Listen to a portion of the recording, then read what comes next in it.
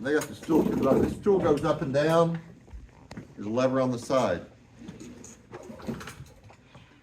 They didn't clean this back very well, so hopefully this will stick.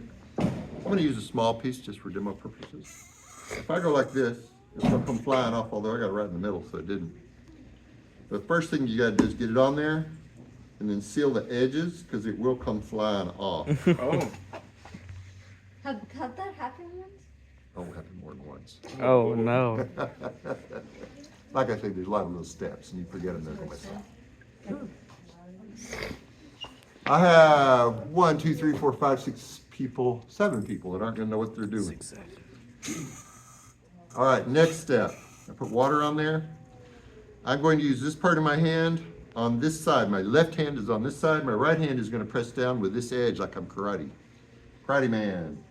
And notice how my hands are hooked together. They are against my body and against my leg. I am making a triangle. I'm using my mask to keep this clay from wiggling me around. I'm taking the clay down first. I press down before I do anything else. I'm pressing down. I want to take it down first while squeezing out a little bit of water. Next, you can see where the clay's ready. Now I'm going to press down a little bit, but I'm going to push in more. So I'm pushing in while I squeeze out a little bit of water, and I bring it up. And there you go. I'm going to do it one more time because I always do it 3 times. I'm going to take it down.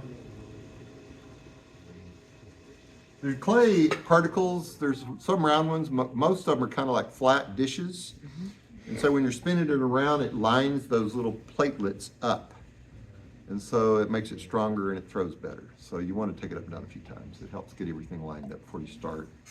So now I'm going to bring it up again.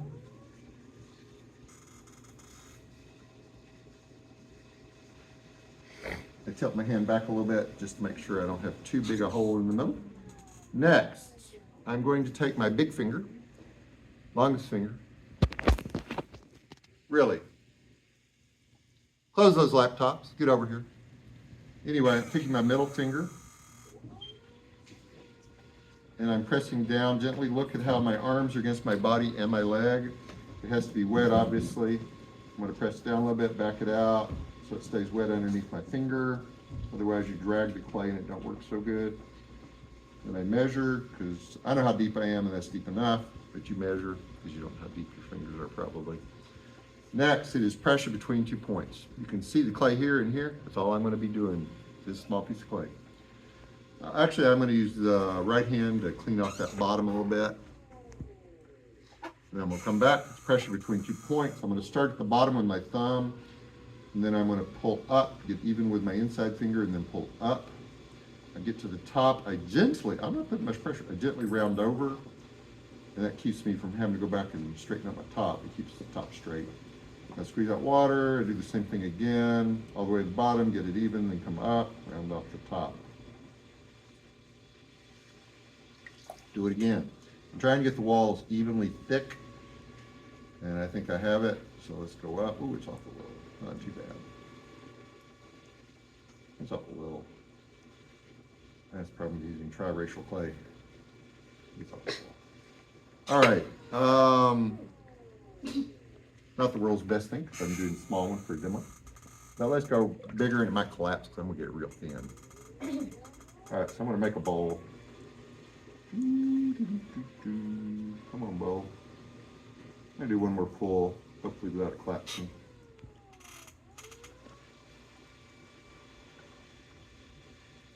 And there we go. Yay. It kind of like a pot.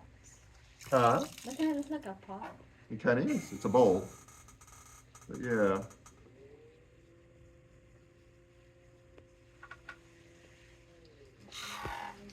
All right.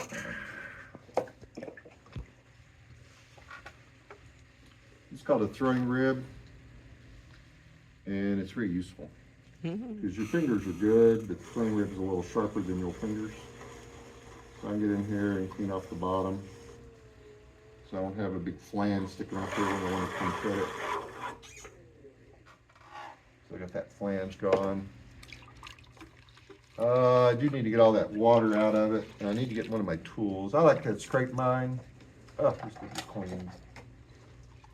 I like to scrape mine since I'm using multicolored clay. Makes them much prettier.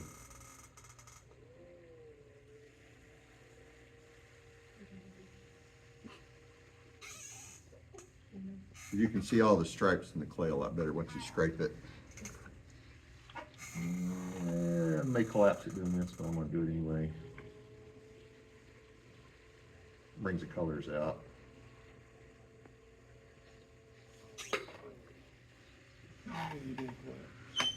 Yeah. One more time.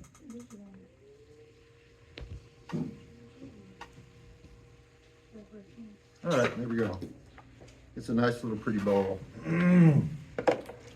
Before I do anything else though, what I'm going to do, clean up a little bit. I don't like touching things with clay all over my hands, I just make them dirty. I'm going to take my clean sponge or cleaner sponge, or relatively clean, and I'm going to clean this bat off so I don't have as much clay dust in the air. Clay dust is not good for you, it has silica in it, so I don't like breathing it, to say the least. It's one of the reasons I have air purifiers, and when you guys do clay, I'm gonna have those things on. Makes the room a little louder. You must clean up the wheel as you go. These bats are a little awkward because they're a little too big. I got a little blob of water in there I do need to get out. So I'm gonna get that out. There we go. That is a small bowl, and I'll foot it later. Stop.